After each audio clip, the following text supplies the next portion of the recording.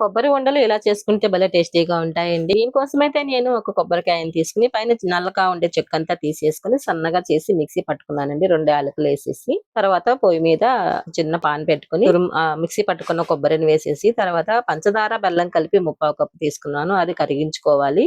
ఈలోపు కొబ్బరైతే సన్నగా వేయించేసుకొని పక్కకు తీసేసుకొని అందులోనే ఒక చిన్న కప్పు శనగపిండి, 2 కప్పులు బియ్యపు పిండి వేసి వేయించుకోవాలండి.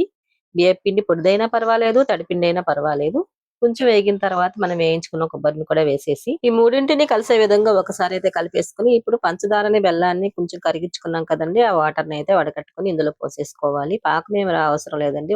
ఓన్లీ కరిగితే సరిపోతుంది. అలా వడకట్టుకున్న మిశ్రమాన్ని ఇందులో పోసేసి కొంచెం బాగా కలిపి ఒక 2 నిమిషాలు ఉడకనిస్తే పానికి సెపరేట్ అవుతూ వస్తుంది. 5 నిమిషాలు టైం అయితే పడుతుంది పానికి సెపరేట్ అవ్వడానికి. ఇప్పుడు అయితే మనం బాదం పప్పు, జీడిపప్పు కొంచెం పౌడర్ చేసుకొని వేసేసుకుంటే తినడానికి టేస్టీగా చాలా బాగుంటుందండి. అలాగే ఒక స్పూన్ నెయ్యి వేసుకుంటే కమ్మటి వాసన వస్తూ తినేటప్పుడు కూడా పిల్లలు ఇష్టంగా తింటారండి. ఇకైతే ఒక్క నిమిషం అలా కలుపుకుంటే సరిపోతుంది. చూసారు కదా పానకైతే సెపరేట్ అయిపోతుంది. ఇప్పుడైతే తీసేసి ఒక ప్లేట్‌లోకి నెయ్యి రాసిన ప్లేట్‌లోకి అయితే తీసేసుకుందామండి. పల్చగా కట్ చేసుకోవాలనుకుంటే ఇలా స్ప్రెడ్ చేసేసి కట్ చేసుకోవచ్చండి. నేనైతే ఉండలు చేసి ఇస్తున్నాను. అంతే టేస్టీగా ఉండే కొబ్బరి ఉండలు రెడీ.